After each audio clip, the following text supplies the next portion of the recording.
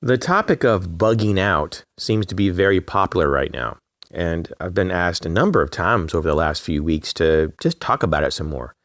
So we'll pick up the conversation on this topic, and we'll talk about 5 desirable bug out location features. And first off, I think it's really important if you're going to a location that this location has natural camouflage, that it's not like a place that attracts attention, in particular, if you have a structure or a vehicle there or whatever, you don't want those elements to contrast with your environment. So you want to have a low key approach. You don't want to attract attention. For some people, they take this to the next level, and their bug out location is completely underground. So someone that's walking, for example, in a field, or someone in an aircraft looking down, they would never know that there were people underground. And the entrances are hidden or camouflaged. Their vehicles are concealed. And that is the next level. But that may not be practical for most people.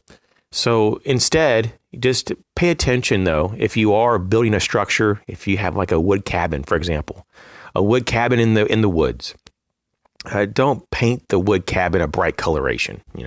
Try to look at the surrounding colors and tones and try to complement those. The next thing I would say that, would be really desirable is to be on high ground.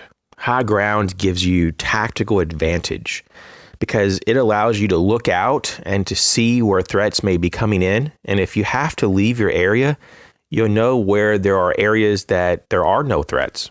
So that's really good. Also, if you are attacked, you have the tactical advantage in the sense that you can protect yourself a bit easier when you have the high ground. And that's because it's a lot easier to fight, downward than to fight upward.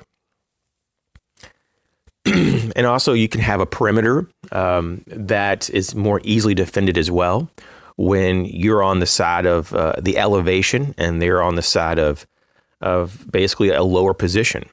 And so when you have to fight looking up, that's a lot more difficult than you fight looking down. The next thing I'd say, though, is isolation. Now, with all the COVID pandemic news and everything, that's all you hear about anymore is isolation and don't go anywhere, don't touch anyone, wash your hands, wear your mask. What I mean about isolation here is that you want to get away from populated areas, and ideally you want to go to a more remote area, whatever that means for you. Whatever's available in your area that's remote or at least not populated. Now, there are some downsides to being in an extremely remote area. For example, if you need help, it would be very difficult to get help if there's like no one around for miles and miles.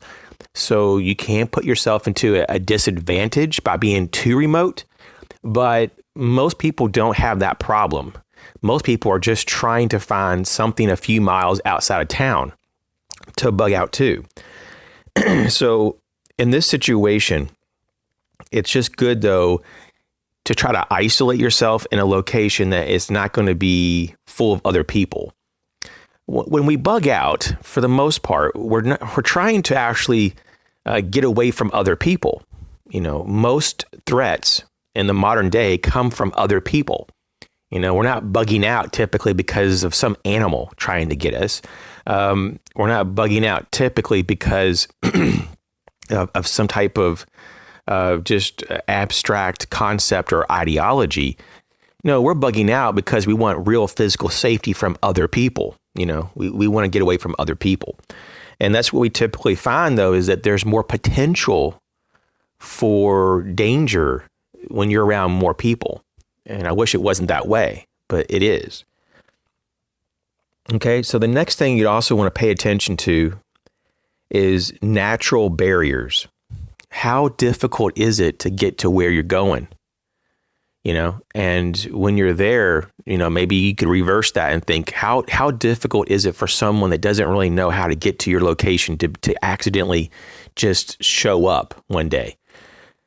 So natural barriers could include a lot of things, bodies of water, rock formations, valleys, you name it. I mean, it could just be that the vegetation is so thick around that area is that people wouldn't even want to go into it.